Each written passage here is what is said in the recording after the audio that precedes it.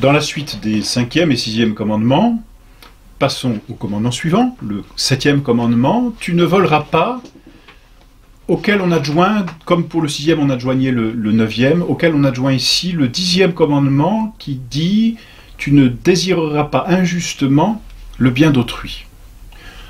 C'est le même parallèle qu'avec le 6e commandement et le 9e commandement. Le 7e commandement défend les actes, tu ne voleras pas. Le 10e commandement défend les pensées et les désirs.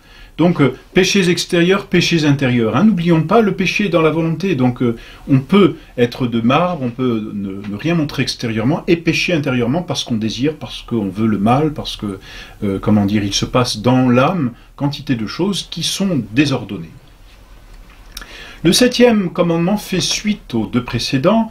Les deux précédents, 5e et 6e commandement, avaient pour objet la conservation de la vie et la propagation de la vie. La vie appartient à Dieu, Dieu seul est maître de la vie.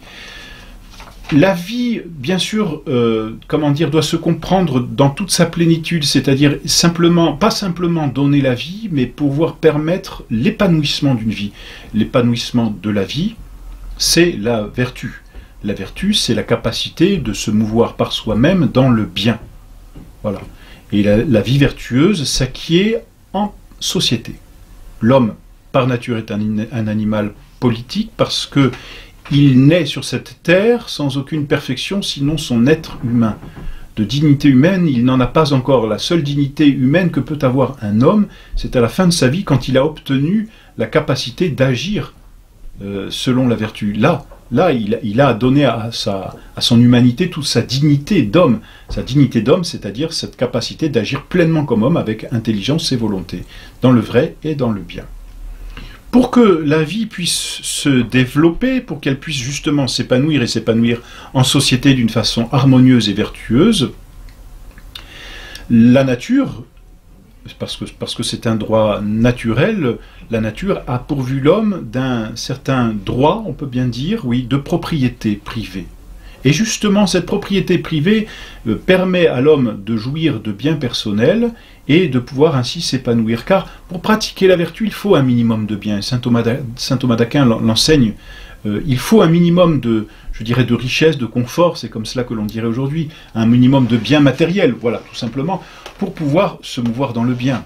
Hein, l'extrême misère, malheureusement, n'entraîne pas la vertu, malheureusement, et bien, je dirais même au contraire. Donc la propriété est quelque chose de naturel, tout à fait. Elle est naturelle à l'épanouissement de l'homme. Voler ou désirer enlever à son prochain ce qui lui appartient, c'est vouloir l'empêcher de pratiquer la vertu. Au fond, c'est un résumé, vous voyez, c'est un raccourci, mais ça reviendrait à ça. La raison de ce 7e commandement se trouve ici. La propriété, c'est la faculté de jouir à son gré, de disposer à son gré, et à l'exclusion d'autrui, d'une chose et de son utilité. Et on a tous besoin de choses personnelles, d'effets personnels. L'homme a le droit d'acquérir, l'homme a le droit de posséder ce que l'on appelle un domaine, des propriétés stables, parce que la vertu a besoin d'une stabilité. Et ce droit même est aussi fondé sur la loi divine. Hein. Si la loi divine défend le vol, c'est qu'elle veut la propriété privée, naturellement. Hein. Et donc tous les adversaires de la propriété privée, et pensons d'une façon très générale à tous ceux que l'on peut appeler regrouper sous l'étiquette de socialistes, c'est-à-dire tous ces communistes, tous ces collectivistes qui ont été condamnés par l'Église, je pense notamment aux grandes encycliques du pape Pie IX et même du pape Pie XI, n'est-ce pas?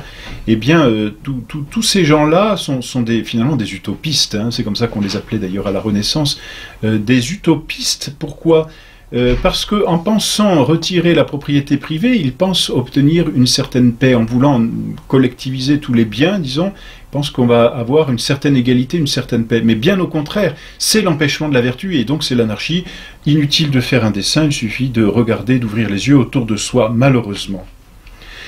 Il est donc nécessaire de posséder et d'avoir des biens privés, et c'est un péché. Et c'est un péché grave que de violer le droit de propriété. C'est ce que l'on appelle une injustice. L'injuste détention, c'est-à-dire le dommage injuste, est un péché. Retirer quelque chose à quelqu'un qui lui appartient, c'est le voler. C'est lui retirer ce qui est à lui, c'est donc le léser dans son bien. Et quand on lèse quelqu'un dans son bien, on l'offense. Et derrière, on offense Dieu. Aujourd'hui, on pense que un péché contre le prochain n'est pas forcément un péché contre Dieu. Mais si, c'est toujours un péché contre Dieu. C'est un péché contre Dieu qui veut la propriété.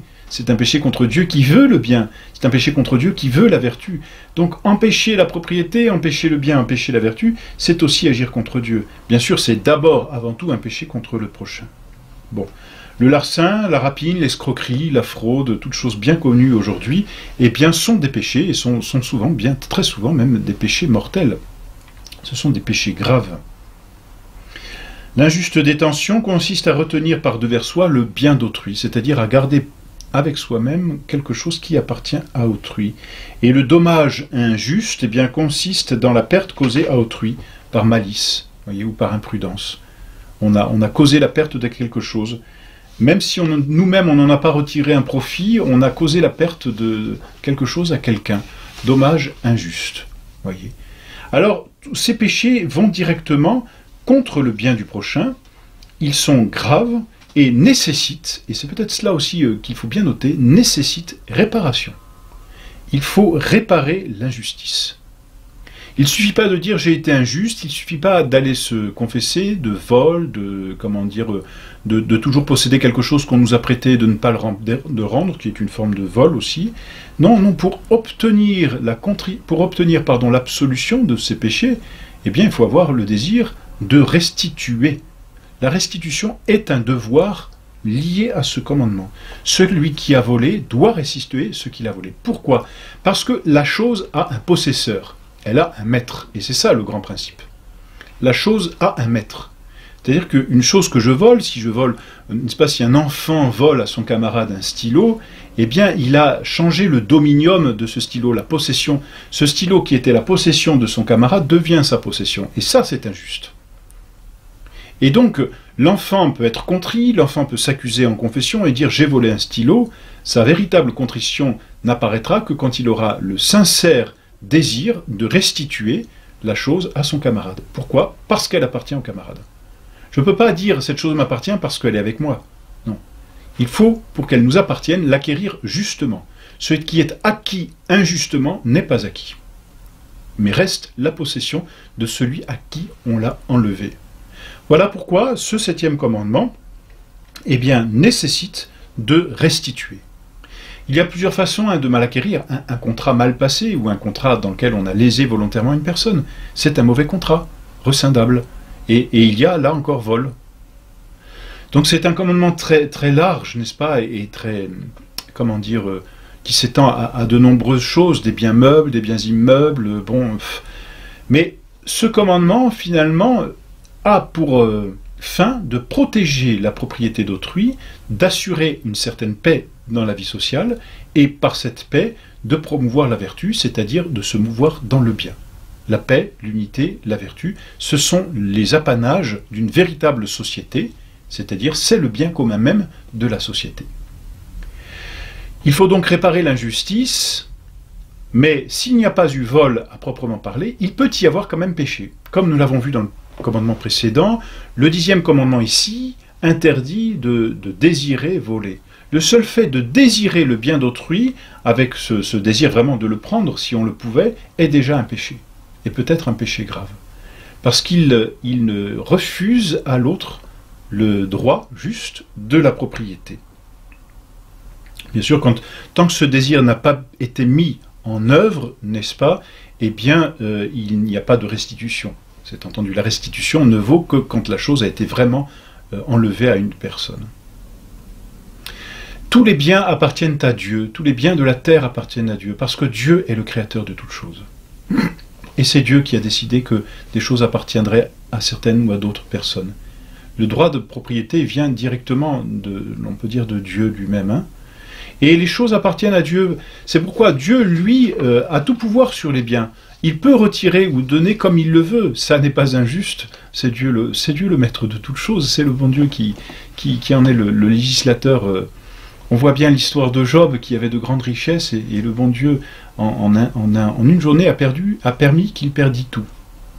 Et Job a dit « Dieu m'a tout donné et que sa volonté soit faite. » Voilà.